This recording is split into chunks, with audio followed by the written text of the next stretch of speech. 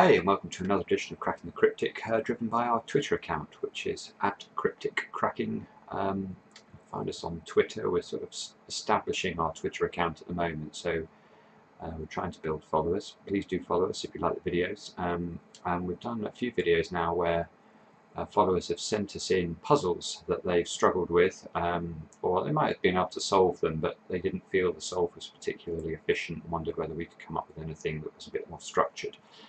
So that's what we're going to do now. This is the sort of starting point for the puzzle in question, and as usual what I'll do is I'll go through making some pencil marks. I think the suggestion is we might get a few answers in quite quickly, but then we might grind to a halt. So anyway, without further ado, let's have a look. So you can see this square here has to be a 5, that's got to be a 5. That looks like lots of 5s we'll be able to get very quickly, which is useful. This 4 here you can see is locked into this position.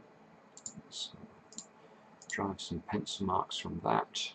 These 4s are, oops, that's not a 5, that's a 4. And carry on.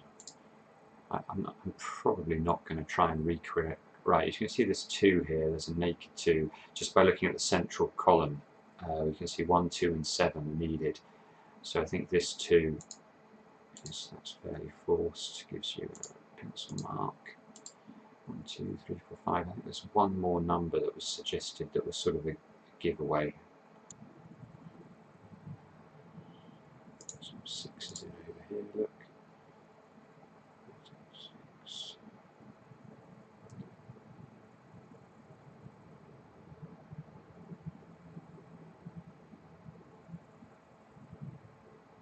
I'm just staring at the 6s here just for a second.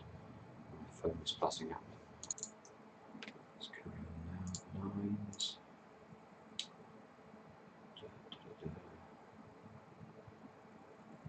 2 there.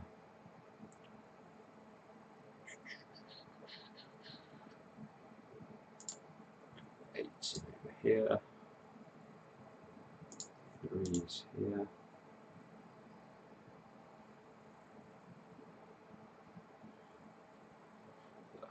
This bottom row, 4 here, 4 here, 4 here. You can see this square, and this square. So there's a hidden 4, a naked 4 in this position. If you look at the bottom row, 1, 2, 4, 6, 7. You can see that you can only place a 4 in this square. Let's pop that in the grid. That's going to give us another number up here.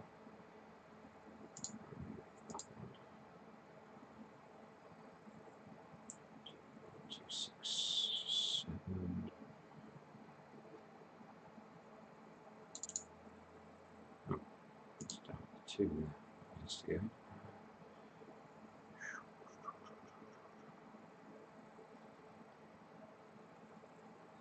6, 6, 7, 9,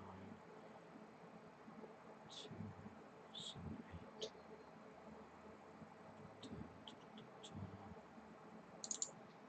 This is probably the point that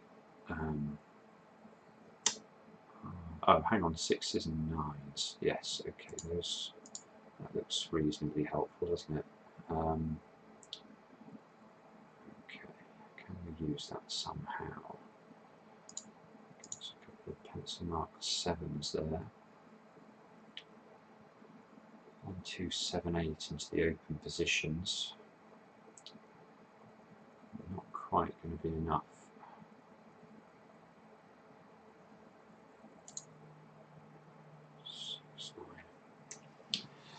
Feels like we've got to use this 6, 9 somehow. Okay, alright, so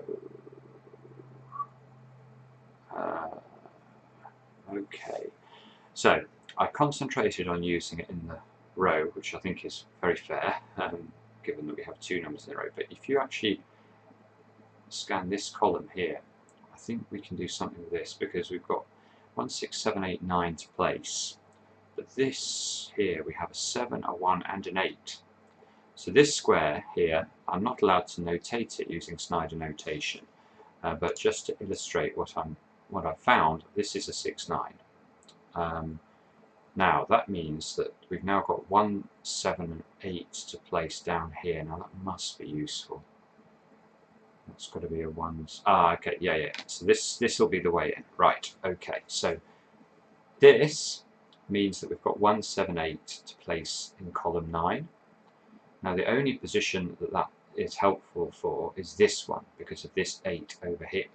So this square has to be a 1 or a 7.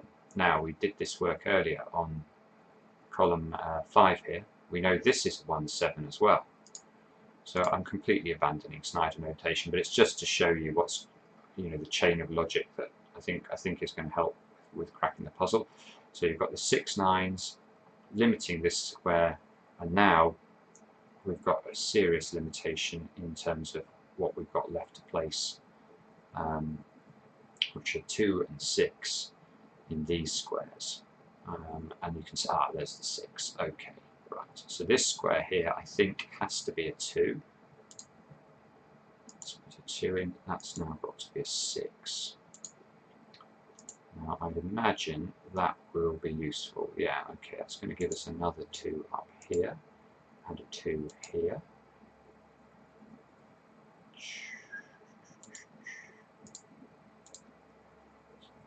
Let's remove that 2, good order. 6 is in one of these 2 positions. Now what I'll probably do now is remove, in fact no, this can't be a 2. What am I talking about? Why did I think this could be a 2? Well, it clearly can't be a 2. That's a 2. That's a 2. 2, 2. So what I was thinking I might want to do here is remove these 6 9 6 9s, because they could cause me a problem later on if I assume that they're Snyder notation and they're not. But anyway, let's just plod on regardless. Okay, so 1 7 8 into the middle here. So we can lock the 8 into one of these 2 positions, which means we have an 8 here.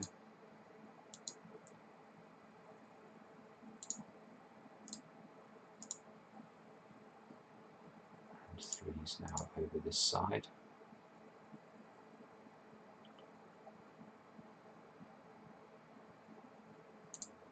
Oh, that's a 3 there as well, so in fact that's got to be a 3.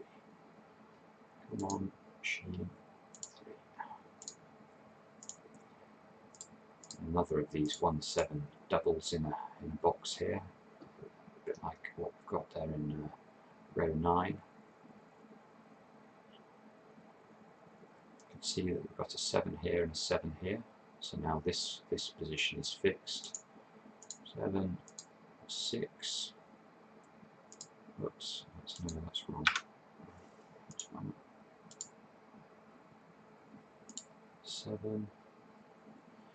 And I think the puzzle's solved now. I know I find myself quite often saying that in these solves, but I don't think it's particularly, it's not very interesting viewing just to watch somebody fill in easy numbers. The key steps, I think, are the ones we've already discovered, and that we've discovered a double down here now, which gives us a 6 here, which resolves the 6 9, etc, etc. That's going to be a 9 now, and that's the puzzle. So there was some very nice logic over on this side and down into this side. I guess the lesson I'd say, if there is one from this puzzle, is the importance of when you discover, like I think I discovered this 6 9 here double, and I worked a bit on the row.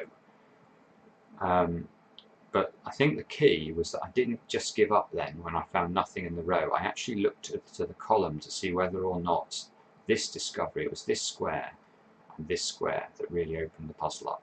So I hope that was interesting, and thank you very much to the follower who recommended the puzzle. Let me see who that was. It was Chris.